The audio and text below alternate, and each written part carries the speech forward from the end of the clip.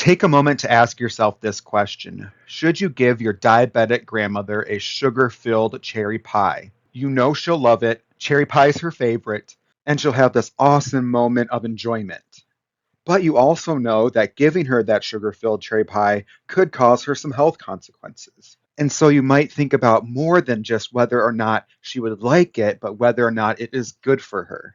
Likewise, when we are studying rhetoric and discourse, we can do the same, asking whether or not something should be communicated in the way that it's being communicated, as opposed to just how effective that discourse is. So let's take a quick example. Here we have a basic example of the ad hominem attack. This is when you attack the person rather than respond to their argument. And in this case, the individual is calling somebody stupid. Now, calling someone stupid might get a laugh out of the audience or get them to chuckle, but we can ask ourselves, should we be calling people stupid in the place of work? Is that moral or ethical? Is that actually going to be a productive way to address the issue that's being discussed? And in this lesson, we're going to learn a tool that can help us understand the morality and ethics behind a text. And that tool is ideological criticism. Ideological criticism allows us to identify and unpack and comment on the underlying ideology of a text or act of persuasion. And so let's start with the basics, a definition of ideology. In its most basic sense, we can think of an ideology as a web or cluster of beliefs, values, and assumptions about how something works or about how something should work. And I think looking at a few examples will help us understand this definition a little more. So our first example is multiculturalism. Multiculturalism is an ideology that has this cluster of beliefs, values, and assumptions about whether or not diversity and inclusion is good for society. And multiculturalism is the assumption and belief that that is good for society, that when we have more diverse people, that that is better for our society. A second example of ideology is neoliberalism. Now, neoliberalism is, again, this cluster of ideas, assumptions, and beliefs around what is best for the economy. And neoliberalism is the assumption and belief that government interference in the market is a poor economic strategy and that we should be doing things like deregulating the economy, allowing for free trade. And ideologies are usually sustained through discourse and communication. As we repeat those assumptions, beliefs, and values throughout our communication in the persuasive acts that we make or listen to, the more repetition there is of those values and beliefs, the more it seems like it's just a natural thing. And so we start creating our worlds out of the ways that we are communicating about various aspects, and our ideologies, our assumptions and beliefs about those things. And so here's a quick example of that. And to help understand that example, let's talk a little bit about blue in English and then gilboy and sini in Russian. Now in English, there is just one word for blue, that we have light blue and dark blue, but we don't have an individual word for distinguishing those two things. We do with red, right? We have red and pink. We don't say light red, we say pink. Conversely, in Russian, there is a specific word for light blue, that's gilboy, and there's a specific word for dark blue, and that's sini. And to help understand how our language shapes how we view the world, Russian speakers see a difference between these colors that we might not detect. And so for an English speaker, looking at those two colors in the box, you're going to just probably say blue and maybe not really differentiate between them that much. But if you're a Russian speaker, you see two different things. You see gilboy and you see sini. And so the language we are using is helping us understand our world. And then an example of how we construct our realities is how we assign meaning to different colors. And so if you've ever heard the phrase that blue is for boys and pink is for girls, we can see how we start to build out meaning and the way we view our world through how we're assigning meaning to those two colors. And so there's nothing in the natural world that is saying that blue is inherently a more masculine, pink is a more inherently feminine word. And so, for example, we could have orange be the color for girls and green be the color for boys. There's nothing that dictates naturally what the color should be. But through a process of communicating about those colors in those ways, that kind of builds up over time, and that repetition of constantly framing those colors as masculine or feminine for boys or for girls then creates the image that that is actually the case. Another example of this is national borders. Where one nation stops and the other nation begins is not something that's determined by nature. It's determined by how humans interact and communicate about land, and thus national borders are a result of rhetoric, persuasion, and then also sometimes violence. So let's take a quick example of the United Arab Emirates. In the image that you can see, there is a piece of Oman inside of the United Arab Emirates, the UAE, and then inside that piece of Oman is another piece of the UAE.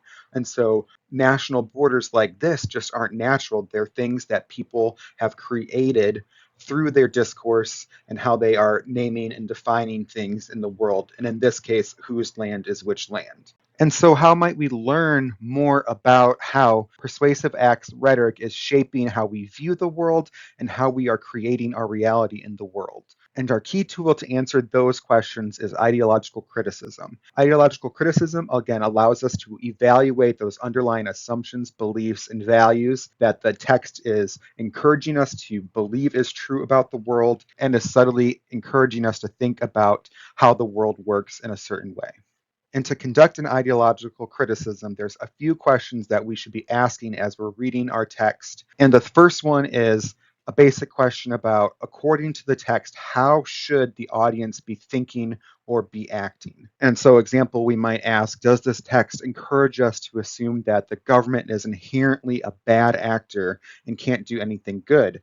And if that is the case, the ideology might be getting closer to something like neoliberalism. But if the text is encouraging us to want to have more immigration in order to have a more diverse workforce, a more talented workforce, then that text might be promoting multiculturalism. And this is where we can bring in the concepts of the second and third persona that we learned from our other lesson. In short, these two concepts help us understand how the text is encouraging the audience to view who they should be and who they should not be. After that, we can ask this second question, and that is, what does the text assume and what does the text ask the audience to assume? So let's take an example of someone who is promoting college for people in high school. Now, that person might cite a bunch of statistics about how people with a bachelor's or a master's degree make more money than people who do not. They might talk about the relative unemployment rate between people who have a college degree or not. And in that case, they are subtly encouraging us to assume or think that the goal of education is about making money and having a better career. And if we're thinking about